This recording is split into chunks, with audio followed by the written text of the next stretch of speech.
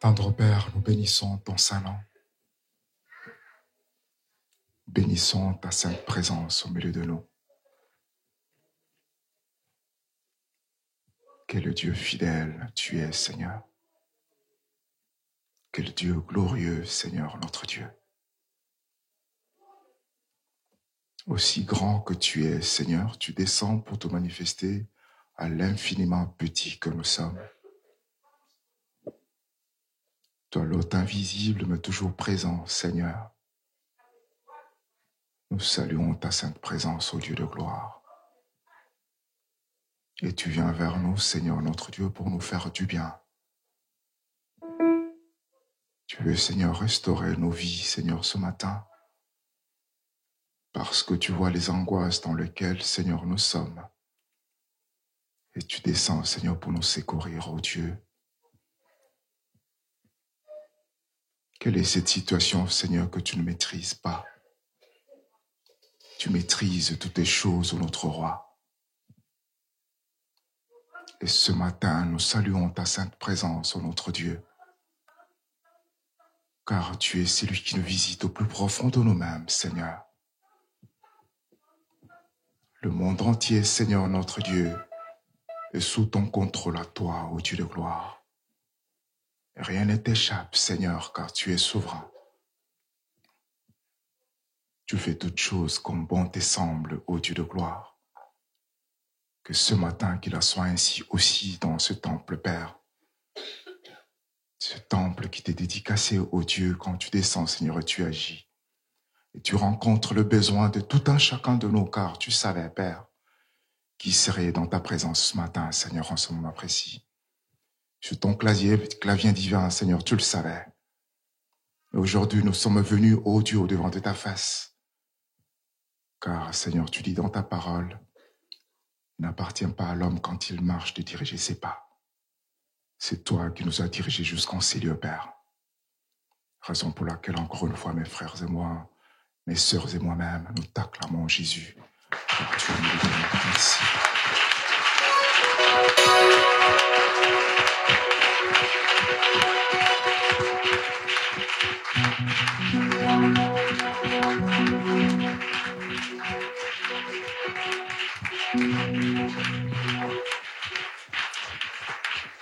Merci, Seigneur. Amen.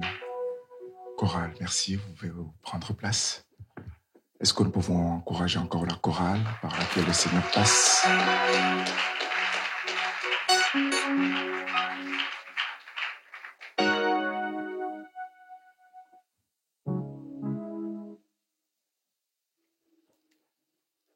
Je vous salue encore dans le nom puissant de Jésus. Amen.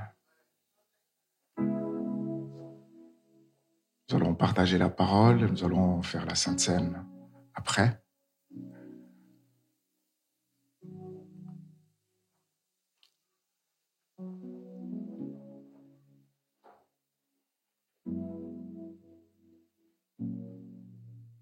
Nous saluons aussi tous nos visiteurs, tous ceux qui nous visitent ce matin. Si c'est votre premier culte, soyez bénis et sentez-vous en paix et bénis par celui que vous cherchez de tout votre cœur. Alléluia. Nous prenons la parole de Dieu dans le livre de Nombre.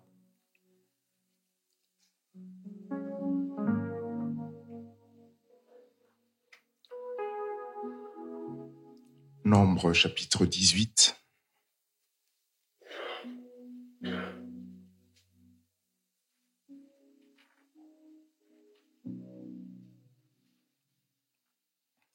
Nombre chapitre 18, nous allons lire à partir du verset 1er jusqu'au verset 7.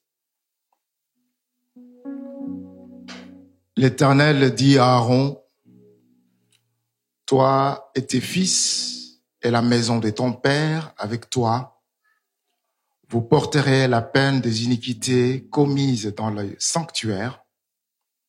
Toi et tes fils avec toi, vous porterez la peine des iniquités commises dans l'exercice de votre sacerdoce. Fais aussi approcher de toi tous tes frères, la tribu des Lévis, la tribu de ton père, afin qu'ils te soient attachés et qu'ils te servent lorsque toi et tes fils, avec toi, vous serez devant la tente du témoignage. Ils observeront ce que tu leur ordonneras et ce qui concerne toute la tente, mais ils ne s'approcheront ni des ustensiles du sanctuaire, ni de l'autel, de peur que vous ne mouriez, eux et vous. Ils te seront attachés et ils observeront ce qui concerne la tente d'assignation pour tous les services de la tente. Aucun étranger n'approchera de vous.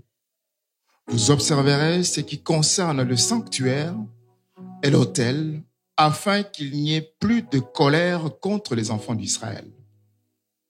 Voici, j'ai pris vos frères, les Lévites, du milieu des enfants d'Israël, donnés à l'Éternel. Ils vous sont remis en don pour faire l'exercice de la tente d'assignation.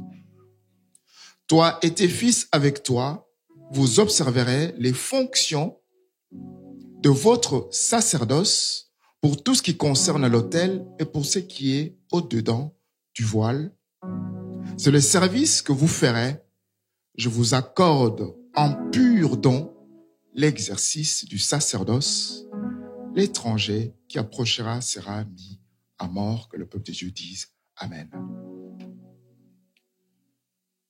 Nous sommes dans ce temps où le Seigneur nous donne cet ordre qu'il avait donné à Aaron, ses fils et toute la tribu de Lévi. Il dit, je vous donne en don l'exercice du sacerdoce. Ça, c'est le thème que le Seigneur nous donne cette année, où chacun de nous, en tant que Lévite, doit exercer le sacerdoce. Nous sommes presque fin février et pendant tout ce temps, on nous répète, on nous guide pour que chacun de nous saisisse ce pourquoi le Seigneur attend. Le Seigneur lance un appel à chacun de nous, à toi et à moi, pour que nous puissions saisir la pensée de Dieu pour cette année. Pour que chacun de nous, par rapport à ce que je vis, que je puisse savoir qu'est-ce que Dieu attend de moi cette année. Dieu attend de toi et de moi le service du sacerdoce. Parce que nous sommes ce royaume de sacrificateurs, selon l'ordre de Melchisédek. C'est ce que Dieu a dit pour toi et pour moi.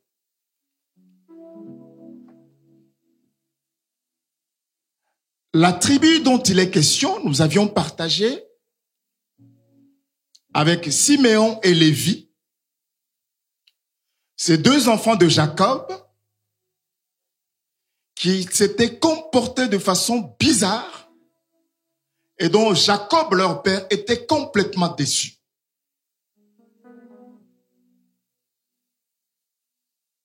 L'histoire de Lévi, dans le chapitre Genèse chapitre 34, on nous montre la malice de Lévi et de Siméon lorsqu'on arrive à déshonorer Dina, leur sœur. Siméon et Lévi apprennent la nouvelle que leur sœur Dina a été déshonorée par Sichem,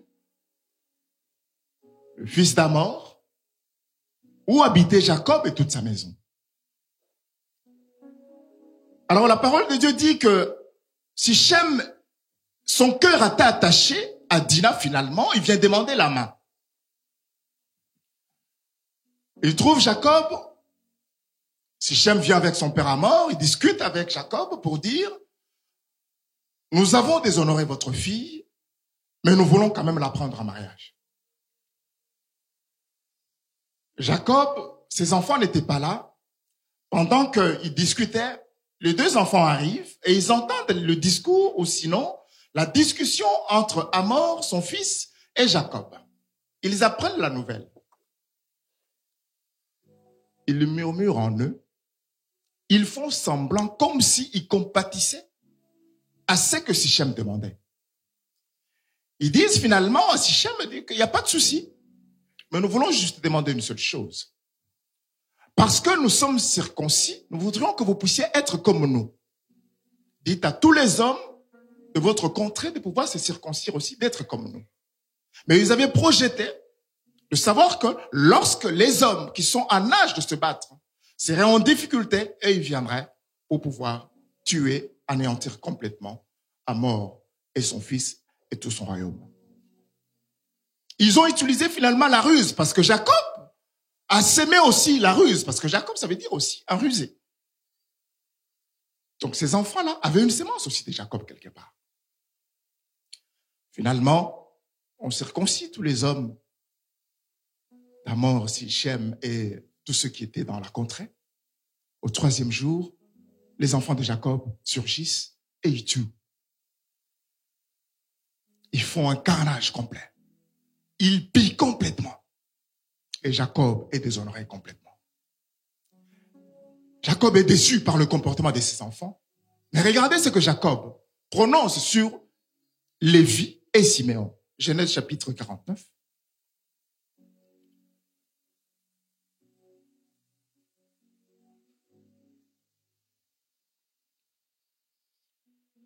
Genèse 49.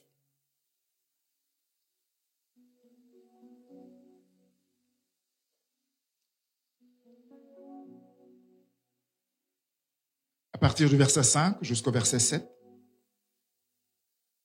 Ça, c'est les paroles d'un père qui est blessé. Les paroles d'un père qui est complètement déçu par ses enfants. Et il proclame des paroles dures qu'aujourd'hui, toi et moi, nous ne pouvons plus prononcer. Parce que nous connaissons la puissance de la parole. Alléluia. Écoutez ce que Jacob déclare sur ses propres enfants. Le verset 5 dit ceci. Siméon et Lévi sont frères. Leurs glaives sont des instruments de violence. Que mon âme n'entre point dans leur conciliabule. Que mon esprit ne s'unisse point à leur assemblée. Car dans leur colère, ils ont tué des hommes. Et dans leur méchanceté, ils ont coupé les jarrets des taureaux. Maudite soit leur colère, car elle est violente, et leur fureur, car elle est cruelle. Je les séparerai dans Jacob, et je les disperserai dans Israël. Amen. Les paroles d'un père sur ses enfants. Il dit, je vais les disperser dans Israël, et je vais les séparer dans Jacob. Donc, un père proclame une séparation dans sa propre famille. Un père qui proclame que ses enfants seront séparés de leurs frères. Quelle dureté de parole. Parce que le père était complètement déçu.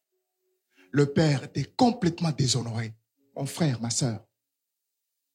Si ce matin, tu as aussi des soucis avec papa et maman, la Bible nous dit honore père et mère, c'est un commandement. Si tu as un souci quelque part avec papa et maman, prends la peine d'aller arranger avec papa et maman. Parce qu'il y a une bénédiction lorsqu'on honore papa et maman. Quand on les honore, il y a une bénédiction qui nous suit derrière. Alléluia. Ne t'enferme pas, quel que soit ce que papa est, quel que soit ce que maman est, ce que maman a été, ce que maman a fait, ce que papa a fait. Prends la peine d'arranger avec papa et maman parce qu'il y a une bénédiction derrière. Alléluia. Alléluia. C'est dans notre avantage en tant qu'enfant, c'est dans notre avantage de pouvoir arranger avec papa et maman. De telle manière, si paroles comme celle de Jacob avaient été prononcées, qu'elles ne puissent plus trouver d'effet dans nos vies. Parce que lorsque je demande pardon, il n'y a plus rien qui va me poursuivre. Pourquoi? Parce que la Bible dit ceci. lorsque Dieu pardonne, il efface complètement tout le péché. Une malédiction sans cause est nulle et sans effet. Alléluia. Donc, il n'y aura plus de malédictions qui vont peser sur ma vie, quelle que soit la parole que papa et maman avaient prononcée. Amen. Quel que soit. Si j'avais déçu papa, si j'avais déçu maman, mais à un moment donné, je me répands, je retourne vers papa et maman, je demande pardon. Toute malédiction sans cause est nulle et sans effet. Donc nous avons tout intérêt à arranger avec papa et maman. Ça, c'était la situation de Lévi et de Siméon. Alors, pourquoi Dieu connaissant la situation de Lévi, Lévi qui veut dire attaché à Dieu, Dieu connaissant le passé de Lévi, Dieu connaissant le poids qui pesait sur la vie de Lévi, mais Dieu va le choisir quand même que Aaron, parce qu'Aaron, quand vous lisez Exode chapitre 2, le verset 1er, un homme de Lévi et une femme de Lévi, ça ce sont les parents d'Aaron. Aaron était le grand frère de Moïse. Entre les deux, il y avait Myriam, leur sœur. Dieu va dire à Aaron, toi et tes fils et toute la tribu, vous allez me servir. Mais pourtant, la tribu de Lévi, nous connaissons l'histoire. Ils étaient méchants. Leur père, leur propre père, maudit ces enfants-là. Il dit, votre colère, elle est maudite. Et quand vous regardez bien, mais Moïse, lorsqu'il a fui l'Égypte, qu'est-ce qu'il a fait fuir? C'est la colère parce qu'il avait tué un Égyptien. Donc la racine de la colère était toujours dedans de lui aussi. Mais Dieu vient choisir Aaron, ses enfants et toute la tribu pour pouvoir servir l'Éternel. Mais est-ce que Dieu ne voyait pas ce qui était dans les vies? Est-ce que Dieu ne voyait pas le péché qui était derrière, l'iniquité qui courait dans les vies? Est-ce que Dieu ne voyait pas? Mais Dieu va choisir quand même Lévi, va le choisir comme étant la tribu par laquelle il va travailler. Toutes les autres tribus étaient exclues pour le service, pour l'exercice du sacerdoce. Toutes les autres tribus étaient exclues, sauf la tribu de Lévi, avec son passé. Mon frère, ma sœur, ça c'est ton cas, ça c'est mon cas. Alléluia. Alléluia. Ça c'est ton cas, ça c'est mon cas. Qui pouvait imaginer aujourd'hui que toi et moi, nous puissions nous proclamer enfants de Dieu s'il n'y avait pas l'œuvre de la croix qu'on voit là? Qui pouvait imaginer? C'est ce que nous avons chanté, la fidélité de Dieu par rapport à notre vie. Je ne pouvais jamais imaginer combien ça coûterait. À la croix, il a pris ma place. Jésus s'est donné. Alléluia. Lorsque je chante ce chant, lorsque je proclame, je pèse les paroles qui sont dans ce chant, je me dis, Seigneur, misérable que j'étais. Dans la boue où j'étais, dans la saleté dans laquelle j'étais, mais Dieu vient me ramasser. Il me dit, je vais faire de toi un serviteur puissant.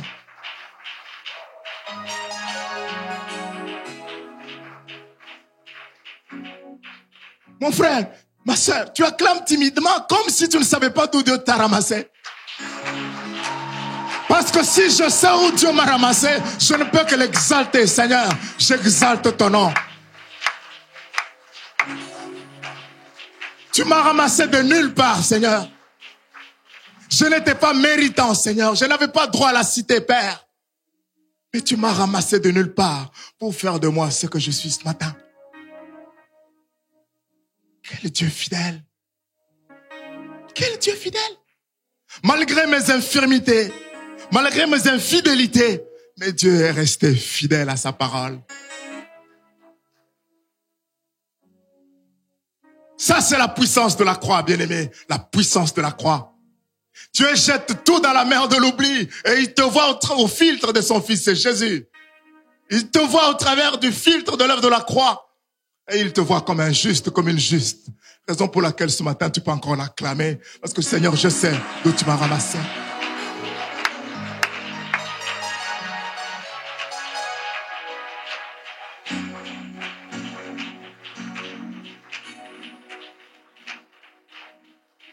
Alléluia. Alléluia. C'est ça qui fait la force de l'Église. C'est ça qui fait la force des chrétiens et chrétiennes que nous sommes. C'est l'œuvre de la croix. D'où nous vient la force et la puissance. Uniquement l'œuvre de la croix. C'est pourquoi toute prédication que nous donnons, nous mettons toujours Christ au centre de l'affaire. Parce que c'est lui seul, qui nous donne le droit, le chemin, l'accès au Père. Lui seul, le chemin, la vie et la vérité, c'est Christ et Jésus. Alléluia. Il vient dire à Aaron, toi et tes enfants et toute ta tribu, je vais vous utiliser comme des instruments pour ma gloire, pour l'exercice du sacerdoce.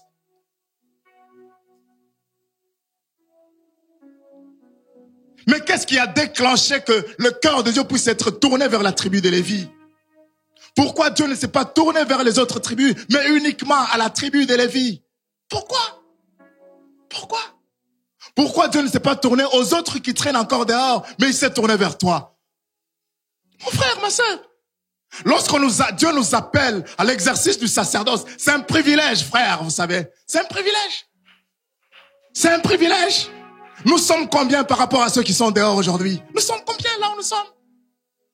Est-ce que tu réalises que c'est un privilège que Dieu te donne? Un privilège que Dieu me donne d'être à son service. Quel privilège! Très souvent, nous ne réalisons même pas que c'est un privilège que Dieu nous fait d'être à son service. Nous ne réalisons pas. Alors mon frère, ma sœur, que cette année, si tu n'as jamais exercé un sacerdoce quelque part, dans l'église, nous sommes, je ne sais pas, 250, 300. Est-ce que si tout le monde pouvait se mettre à l'exercice du sacerdoce, mon frère, ma sœur, on n'aurait pas tous ces problèmes que nous avons. Parce que chacun de nous a reçu un don. Là où nous sommes, nous avons reçu quelque chose de la part du Seigneur pour travailler dans l'œuvre du Seigneur. Nous avons reçu quelque chose, frère. Mais pourquoi nous sommes assis? Nous regardons les choses s'écrouler. Pourquoi? Et pourtant, Dieu te donne, il t'étend la main. Le privilège que je te donne, ma fille, le privilège que je te donne, mon fils, je te donne le privilège que tu sois dans l'axe de mon nom. Dieu nous appelle que nous puissions rentrer dans l'axe de son nom. C'est ce que Dieu attend de moi, de toi et de moi ce matin. Dieu nous appelle à l'exercice du sacerdoce. Qu'en sortant de ce temple ce matin, que tu dises, Seigneur, je vais prendre l'engagement de travailler pour toi. Nous allons comprendre pourquoi j'insiste sur cet aspect des choses. Pourquoi Dieu t'a choisi? Pourquoi Dieu t'a choisi toi? Au travers de toute ta famille, peut-être que tu es la seule personne qui prie. Pourquoi Dieu t'a choisi toi? Pourquoi?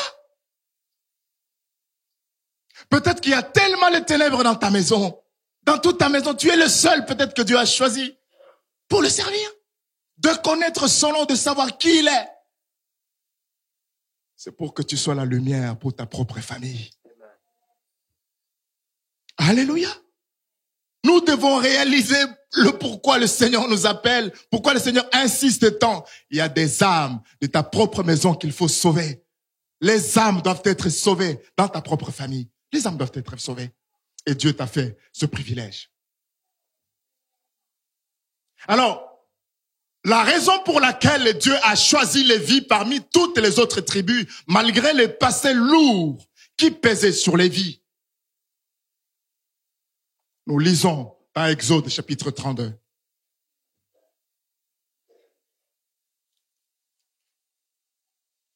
Exode chapitre 32. Je vais lire rapidement à partir du verset 24. Exode 32, à partir du verset 24, la parole de Dieu nous dit ceci. Je leur ai dit que ceux qui ont l'or s'en dépouillent et ils me l'ont donné, je l'ai jeté au feu et il en est sorti ce veau. Moïse vit que le peuple était livré au désordre et qu'Aaron l'avait laissé dans ce désordre, exposé à l'opprobre parmi ses ennemis. Moïse se plaça à la porte du camp et dit, « À moi, ceux qui sont pour l'Éternel, et tous les enfants de Lévi s'assemblèrent auprès de lui. Il leur dit, « Ainsi parle l'Éternel, le Dieu d'Israël, que chacun de vous mette son épée au côté, traversez et parcourez les camps d'une porte à l'autre, et que chacun tue son frère, son parent. » Les enfants de Lévi firent ce qu'on leur donnait Moïse. Et environ 3000 hommes parmi le peuple périrent en cette journée. Moïse dit, « Consacrez-vous aujourd'hui à l'Éternel, même en sacrifiant votre fils et votre frère, afin qu'il vous accorde aujourd'hui une bénédiction. » Que le peuple de Dieu dise Amen.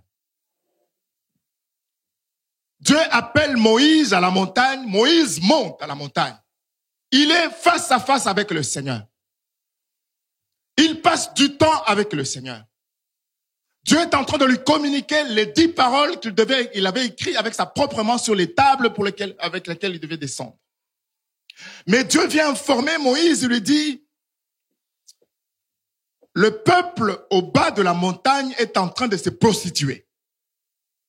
Pendant que le leader est au front, le leader est en train de recevoir les bénédictions du peuple, mais le peuple en bas est en train de regretter l'Égypte, le monde dans lequel ils étaient. Ils ont stressé Aaron qui est sacrificateur.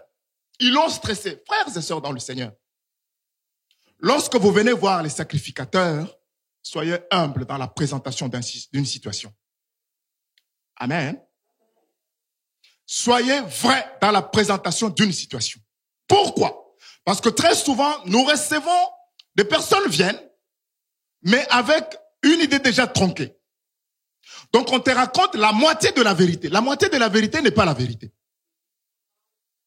Alléluia. La moitié de la vérité n'est pas la vérité. Matthieu chapitre 4. Lorsque Satan est venu tenter Christ Jésus, la parole contre parole, mais il y avait une parole qui était à moitié. Amen. Donc lorsque nous venons voir les sacrificateurs, nous devons leur dire toute la vérité que nous connaissons, de telle manière qu'ils puissent nous aider à pouvoir avancer correctement dans ce que Dieu veut faire. Mais on ne vient pas présenter les choses pour influencer l'attitude ou sinon la réponse du sacrificateur. C'est un piège. Et ça, le Seigneur n'aime pas. Alléluia. Nous devons dire toute la vérité. Tu veux être aidé, dis la vérité. Mais lorsque tu viens avec une demi-vérité, tu tronques déjà la chose, la solution ne sera pas facile. Alléluia. Alléluia. Parce que vous savez, lorsque tu caches le diable, tu viens raconter juste une partie de la vérité. Un jour, à cause de la lumière qui éclaire les hommes de Dieu, les femmes de Dieu qui sont ici, la vérité montera sur la table. Je vous dis vrai, n'essayez même pas. Ne cherchez pas à aller à gauche, à droite. Dites toute la vérité, la bagarre s'arrête là. Mais lorsqu'on cache, un jour, ça montera sur la table. La lumière triomphera toujours. Alléluia. La lumière, elle triomphera toujours. Ça peut traîner des années. Ça peut. Un jour, sur la table. Le jour où tu t'attends le mois, c'est le jour où ça va apparaître. Amen. Dieu informe Moïse. Moïse commence à descendre avec les 2 tables. Et lorsqu'il arrive près du camp, il entend les bruits. Les gens en train de se réjouir. Il dit, c'est pas possible. Qu'est-ce qui se passe? C'est des bruits de guerre ou quoi?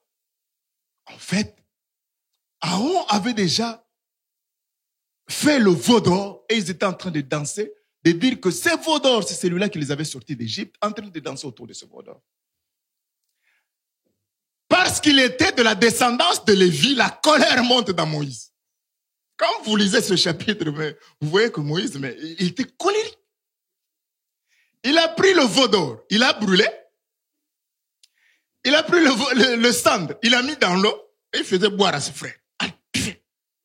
Quelle colère! Quelle colère! Lui a appelé de Dieu. Il venait descendre de la montagne avec les paroles de Dieu. Il venait de rencontrer Dieu face à face. Mais regardez dans quel état lorsqu'il est descendu. Mais ce qui s'est passé, c'est ça ta situation, c'est ça ma situation. Moïse se met devant la porte du camp, comme nous dit la parole de Dieu. Il dit, à moi, tous ceux qui sont à l'Éternel. Mais il était devant toutes les 12 tribus. Alléluia. Toutes les 12 tribus avaient péché, y compris Aaron. Lui qui avait monté la chose. Il a demandé qu'on puisse lui donner tous les bijoux qu'il y avait. Si aujourd'hui, je vais même vous demander les bijoux, je dis, aïe, aïe, aïe, aïe, aïe. Je crois que ça va faire un buzz sur le net. Vous allez juste prendre ce morceau-là, vous allez le diffuser. Il dit, c'est fini, l'arche est finie. On nous a demandé les bijoux, les lunettes, les ceci, les montres, on nous a demandé. Mais Aaron l'a demandé. Les femmes ont donné tout. Il a brûlé, il a fait ce veau d'or. Moïse dit, à moi, tous ceux qui sont à l'Éternel. De toutes les tribus, il n'y avait qu'une seule tribu qui était venue vers Moïse. La tribu de Lévi. Alléluia. La chose a commencé là. La chose commence toujours par la repentance. Donc, mon frère, ma sœur, si tu es dans cette salle et que tu n'as jamais pris la peine de te repentir, de dire, Seigneur Jésus, je viens vers toi. Je me mets à genoux, je t'accepte comme mon Seigneur et mon Sauveur personnel. Tu es toujours en train de courir, frère et sœur, et c'est très dangereux. Il n'y a que la repentance qui permet de te réconcilier avec ton Dieu pour te faire rentrer dans l'axe du nom de Dieu pour recevoir la vie. Il n'y a que la repentance, frère. Nous l'avons vu avec Judas la semaine passée. Judas, Dieu savait que c'est par lui que viendrait le Sauveur. Mais il a fallu à un moment donné la purification. Lorsqu'il s'est prostitué avec, il a fait l'inceste avec la femme de son fils, Tamar. Il a reconnu le bâton, il a reconnu le cordon. Il a reconnu tout ce qu'il avait. Il s'est repenti, il a dit à Tamar, tu es mieux que moi. C'est ça la repentance, frères et sœurs. Alléluia. Lorsqu'on se repent sincèrement, on vient devant Dieu. Dieu regarde. Ouais, ça c'est la personne que je dois utiliser. C'est ce qui s'est passé avec Lévi et les autres tribus. C'est ce qui s'est passé. Lorsque tout Israël avait péché, toutes les autres tribus avaient péché, les gens ont choisi soit d'aller ou de rester. Mais il n'y avait que la tribu de Lévi qui était venue se repentir. Le choix est parti de là. Alléluia. Donc toi aussi, le choix de Dieu, pourquoi? Parce que tu as accepté que j'étais pécheur. Aujourd'hui, je reviens à toi, Seigneur. Utilise-moi. Here I am. Use me. Je suis là, Seigneur, utilise-moi, parce que je reconnais mon état passé, raison pour laquelle j'insiste. L'œuvre de la croix doit être au centre de l'évangile, parce que tout commence par là. Amen. Où que j'aille, quoi que je voie, quoi que je fasse, je ne dois pas oublier d'où me vient la puissance. Elle me vient de la croix. Quoi que le bien matériel, je puisse le voir, quoi que je voie, frère, tout ce que je vois me vient de la croix. Donc, je n'ai pas besoin de m'enorgueillir quelque part. Parce que je sais que j'étais nulle part. J'étais un homme sans droit aux cités. Sans droit. Mais Dieu m'a ramené, il m'a nettoyé, il m'a lavé, il m'a donné une veste. Et je suis devant vous avec une cravate.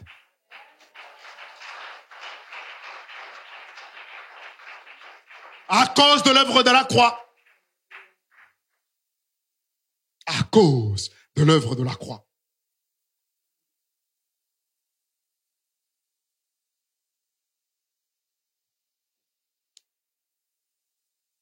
Et ça ne s'arrête pas là. Le fait de choisir les vies. Ça ne s'arrête pas là avec Dieu. Une chose étrange se passe dans la vie de Lévi et toute sa descendance. Et quelque chose de drôle, d'incompréhensible se passe. Lorsque Josué finalement remplace Moïse, il prend le relais. Au moment du partage maintenant du pays que le Seigneur avait promis à leur père, un problème se passe à ce moment-là. Nous lisons Josué chapitre 13.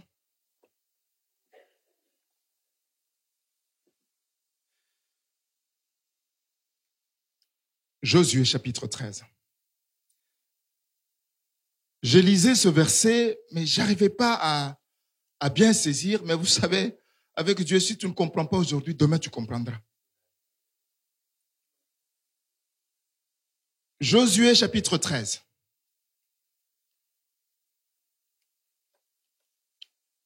Je vais lire la partie B du verset 14, la partie A, pardon, du verset 14. Donc Josué 13, le verset 14 nous dit ceci.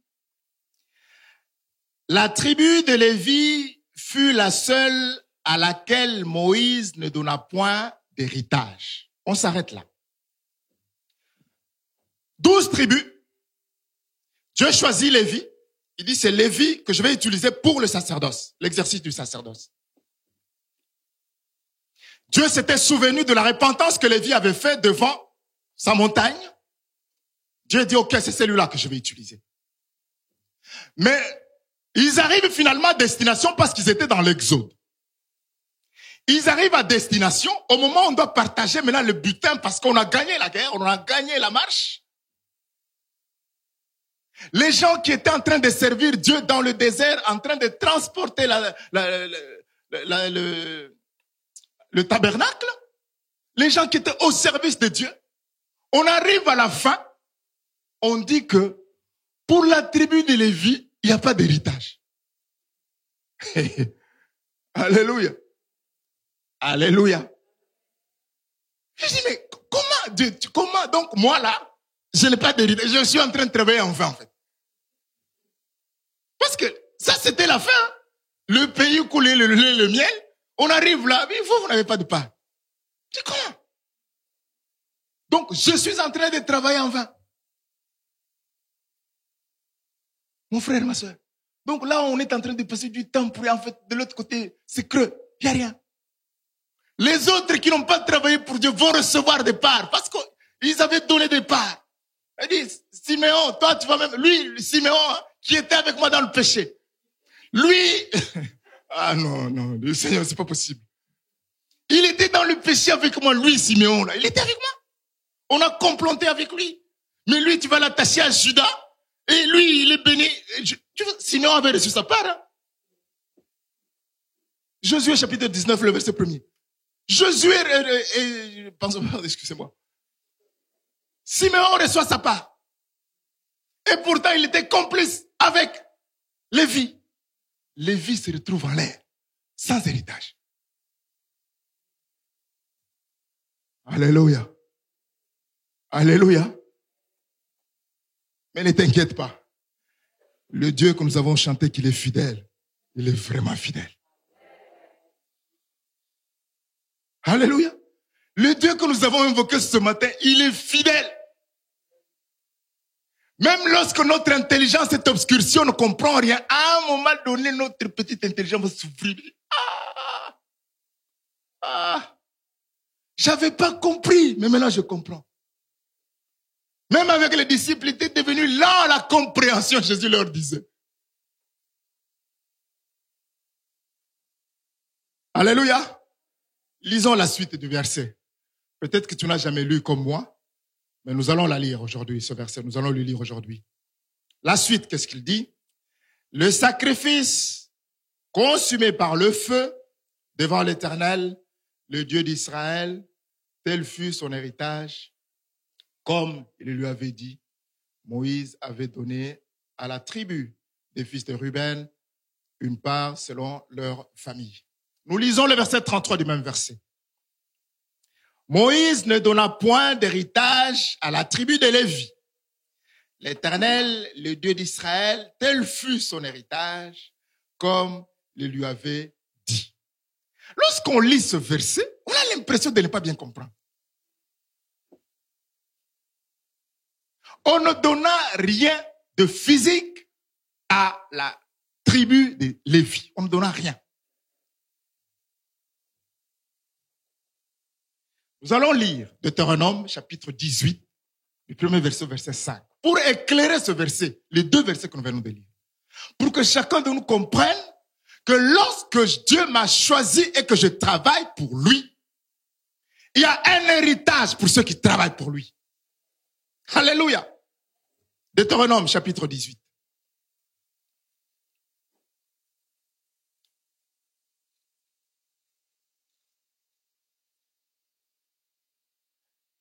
Je vais lire à partir du premier verset. Les sacrificateurs, les Lévites, la tribu entière de Lévi n'auront ni part ni héritage avec Israël. Ça, ce sont les paroles qu'avait prononcées Jacob. Donc, ces paroles-là ont été accomplies. La suite. Ils se nourriront de sacrifices consumés par le feu en l'honneur de l'Éternel et de l'héritage de l'Éternel. Ils n'auront point d'héritage au milieu de leurs frères. L'Éternel sera leur héritage comme il leur a dit. Alléluia. Les autres tribus avaient reçu des terres. Ils avaient reçu des contrées. Toutes les autres tribus avaient reçu.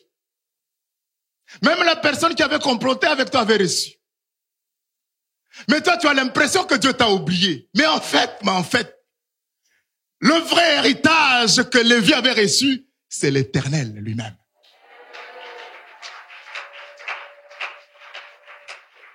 Est-ce que tu peux acclamer le Seigneur?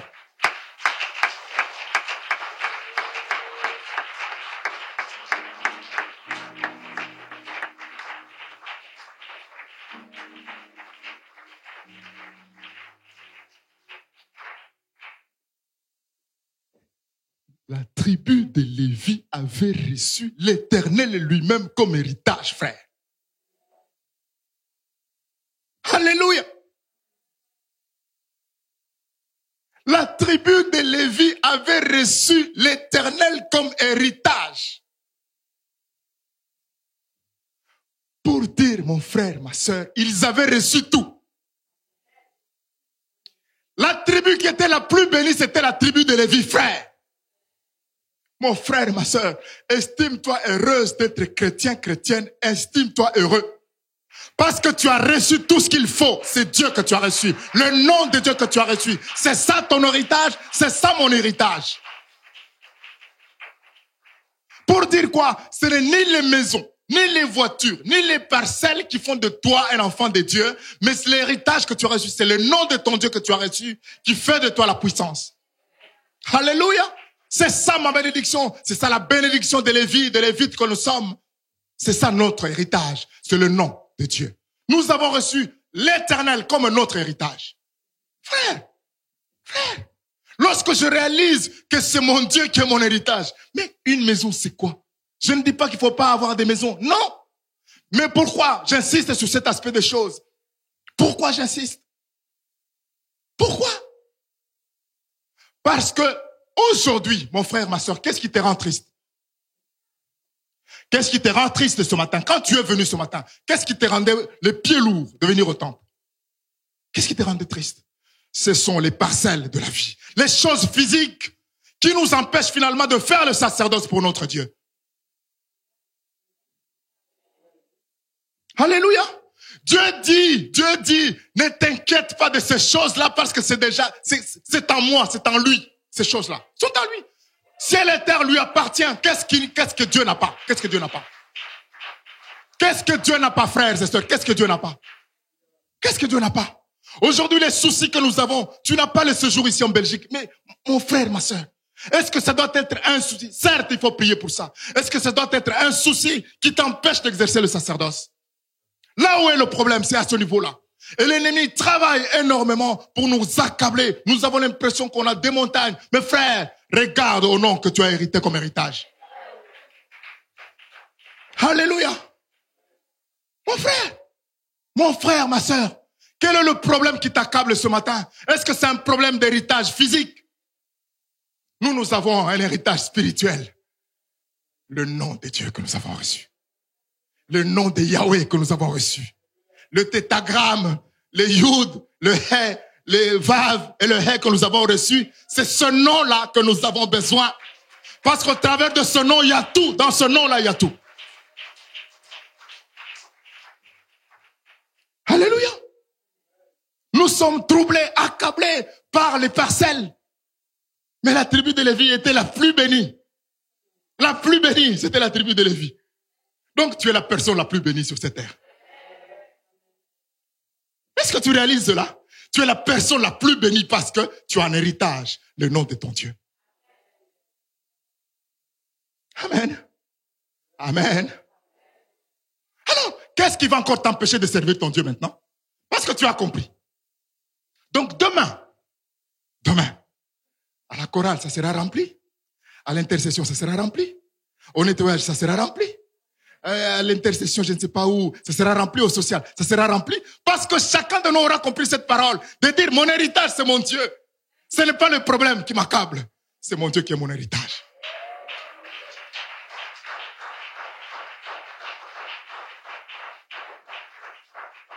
Alléluia. Le psaume 103, le verset 7 nous dit ceci. À Moïse, Dieu a manifesté ses voies. Et à Israël, Dieu a manifesté ses œuvres. Frère, j'ai compris ce verset. Moïse venait de qui? De Lévi. J'ai envie de dire, de Lévi à Lévi, Dieu a manifesté ses voies. Et à toutes les autres tribus, Dieu a manifesté les œuvres. Les voies de Dieu, c'est ce qui est spirituel. Donc, quand tu hérites ce qui est spirituel, automatiquement, tout ce qui est sur la terre doit se manifester absolument. Lorsque vous lisez le livre de Nombres, chapitre 35, vous allez lire que finalement, Lévi, en tant que tribu, Dieu avait ordonné que les autres tribus puissent lui donner des endroits où il pouvait vivre. Donc, ce n'est pas à m'inquiéter. C'est là, Dieu a prévu même ça. Donc, les choses qui sont dehors, je ne cours plus, ça va venir.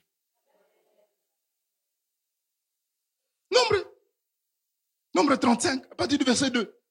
Dieu dit, vous les enfants d'Israël, vous les autres tribus, vous donnez à la tribu de Lévi des endroits où ils vont mettre leurs troupeaux. Alléluia. Alors, pourquoi tu t'inquiètes? D'où je vais dormir? Qu'est-ce que je vais manger? Mais, mon frère, ma soeur, tout est prévu. Tout est prévu. Le fait de te focaliser sur ce qui est en bas, tu empêches à ce qui est en haut de se réaliser. Parce que tu as reçu tellement grand, mon frère. Nous avons reçu tellement grand, des choses d'en haut, c'est ce que nous avons reçu. Ce que nous vivons sur la terre, ça doit d'abord se manifester spirituellement, et puis, ça se manifeste. Alors que nos inquiétudes, Seigneur, que mon cœur soit porté vers toi. Que je puisse m'attacher à toi, c'est ce que dit Lévi, attaché à l'Éternel. Que mon cœur, que ton cœur soit attaché à Dieu, m'attacher aux choses spirituelles. Pour qu'avec la pensée de Dieu, avec la parole de Dieu, que je puisse le manifester parce que c'est mon héritage. Donc nous avons hérité tout ce qui est spirituel. Nous l'avons hérité. C'est à toi et moi de le manifester sur cette terre.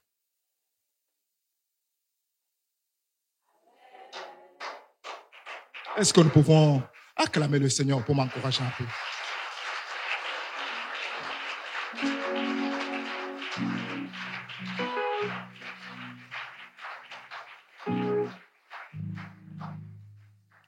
Deux Corinthiens, chapitre 6.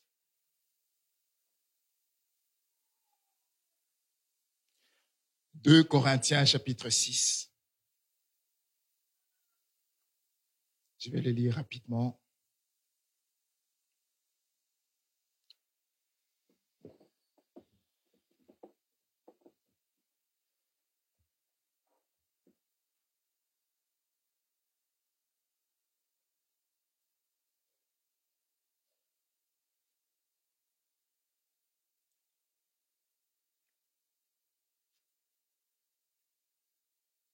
Je vais lire rapidement à partir du premier verset, pour que nous puissions bien comprendre. Puisque nous travaillons avec Dieu, nous vous exhortons à ne pas recevoir la grâce de Dieu en vain, car il dit, au temps favorable, je t'ai exaucé, au jour du salut, je t'ai secouru. Voici maintenant le temps favorable, voici maintenant le jour du salut. Nous ne voulons scandaliser personne en quoi que ce soit, afin que le ministère ne soit pas un objet de blâme.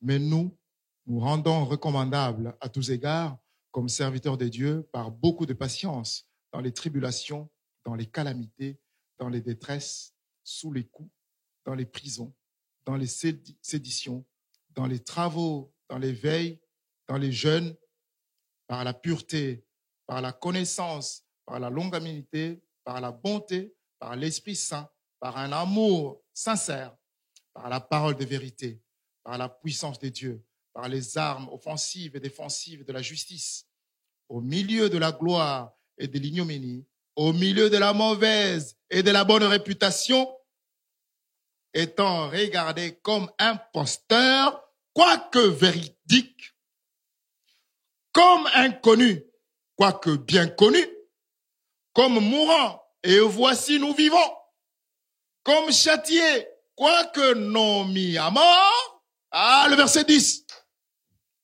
Comme attristé, et nous sommes toujours joyeux. Comme pauvres, et nous enrichissons plusieurs frères. Comme n'ayant rien, et nous possédons toutes choses. Mon frère, tu peux me regarder, me dédaigner, mais je peux te donner la vie. À cause de la parole, à cause de l'amour, on nous regarde, mais vous ne possédez rien, et pourtant possédant tout. Mon frère, ne regarde pas ce que les gens disent, mais tu n'as rien, tu ne fais qu'invoquer ton Dieu, tu n'as rien. Mais la lumière viendra par toi. Lorsque tu parles de Jésus, les gens te regardent et disent, regarde, c'est minable, qui a faim, il faut qu'on lui donne un peu à manger. Et pourtant, c'est toi qui peux lui donner à manger. Comme pauvre, mais enrichissant plusieurs. Je peux être en babouche, toi en chaussures, mais je peux t'enrichir encore davantage. Alléluia. Alléluia. On peut te négliger dans ta propre contrée. On peut te mépriser dans ta propre famille. On peut te mépriser dans l'entreprise dans laquelle tu travailles. On peut te mépriser à cause de ton nez. On peut te mépriser à cause de ta calvitie. Mais ceci ne va rien changer à ce que Dieu a déposé au-dedans de toi. Le nom que tu as hérité.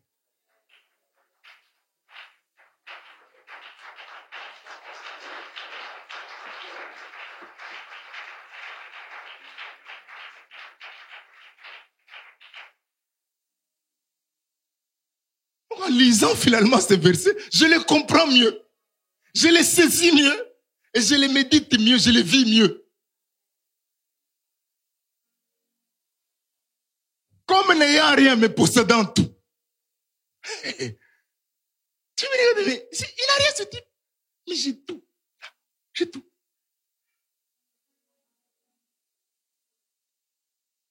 Alors, lorsque Dieu dit, Lévi, voici ton héritage c'est mon nom, on nous a appris ici l'histoire du nom, le Shem. Au travers du nom, nous recevons le souffle qui nous ramène vers la ressemblance. Frère, lorsque j'ai le nom de Dieu au-dedans de moi, Dieu est en train de me pousser vers la ressemblance de ce qu'il est. À son image et à sa ressemblance. Parce que le Yahweh, le Yud dont on a parlé, symbolise la capacité de la création. C'est-à-dire quoi? Lorsque je suis dans la présence de mon Dieu, lorsque je rentre dans l'arche du nom de mon Dieu, mon frère, je suis capable de proclamer ce qui est spirituel, de se manifester, ça se manifeste. Amen. Alléluia. Il me manque quelque chose, je m'enferme dans ma chambre, je me mets à genoux, j'invoque le nom de mon Dieu que j'ai comme héritage. C'est ça le Yud. Ça me donne cette capacité de création, frère.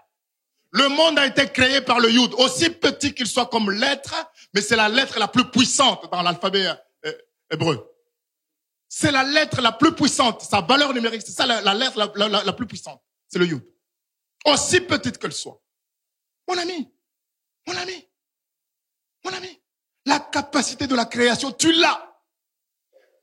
Qu'est-ce qui te manque? Convoque tout simplement. On nous a parlé de la convocation. Mais quand on doit convoquer, les gens sont en train de lire encore la parole. Mon ami, convoque parce que c'est en toi.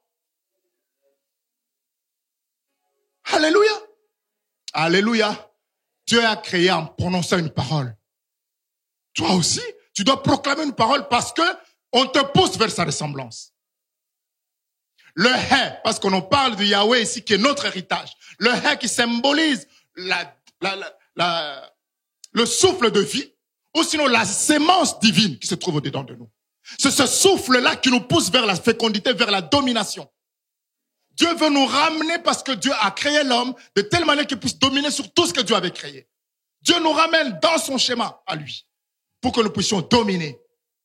Le mashal dont il est question. Le mashal, quand on le lit dans le sens inverse, ça fait shalom. Donc pour que je puisse avoir la paix véritable, c'est dans la domination, c'est dans le nom de Dieu, le nom que j'ai reçu comme héritage. Frère, mon frère, ma sœur, tu veux la paix, mais elle est en toi, proclame-la. Proclame. Proclame la paix sur ta maison, sur ta vie. Proclame la paix parce que tu as la capacité de proclamer ce qui est spirituel, de se manifester. Et donc tu vas proclamer la paix et la paix va se manifester. Parce que Dieu est avec toi. Alléluia. Alléluia. Nous devons nous relever, nous devons nous relever, nous devons nous relever. Dieu nous a tout donné. Dieu nous a tout donné. Nous avons tout. Nous avons tout. Tout est à notre portée. Tout est à notre portée. Mais nous marchons comme des gens n'ayant pas la connaissance de ce que Dieu a fait de nous. Mon frère, ma sœur, saisis cette parole pour toi. Rentre dans ta maison, enferme-toi, proclame cette parole parce que tu l'as au-dedans de toi. Tu as le nom de Yahweh en toi comme héritage.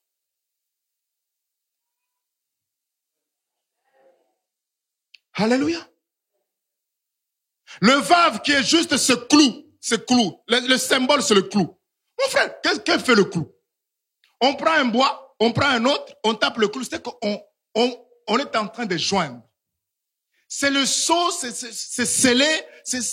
Tu peux l'imaginer comme tu veux. C'est quelque chose qui joint. Donc, j'appelle le ciel et j'appelle la terre. Je joins. C'est ça le vav qui se trouve dans le nom de Dieu. Alléluia. On prend l'exemple d'Abraham. Il était d'abord Abraham, père élevé. Mais lorsque Dieu a mis le head dans son nom, mais celui qui était stérile est devenu fécond, frère. Il est devenu père de multitudes. Mon ami, quelle sécheresse tu connais encore aujourd'hui. Mais lorsque je réalise que le head de Dieu est dedans de moi, moi qui étais stérile autrefois, je deviens fécond, frère. Alléluia. Réalise ces choses, réalise cet aspect des choses. Sarai qui était princesse, lorsque Dieu a ajouté, elle a changé son nom, elle a mis le hé dans son nom. Mais qu'est-ce qui s'est passé? Là où les hommes ne pouvaient pas imaginer qu'elle allait accoucher, elle reçoit un fils, le fils de la promesse. Mon frère, ma sœur, ne circule pas comme si n'ayant pas la parole de Dieu. Que rien ne puisse te troubler. Ce que Dieu a dit, il accomplira certainement, frère. Alléluia. Que ce matin, tu sois restauré dans la parole que Dieu t'a donnée. Cette parole que Dieu t'avait donnée, tu ne mourras pas, tu vivras, tu verras la gloire de Dieu, frère. Alléluia. Alléluia. Si Dieu a dit que ses enfants réussiront, ils réussiront même quoi que je voie autre chose aujourd'hui. Mais parce que je saisis cette parole, je sais que j'ai la capacité de créer en moi. Je le souffle de Dieu en moi. Je rentre dans ma chambre, je proclame des paroles sur la vie de mes enfants. Demain, il y aura autre chose qui va se passer.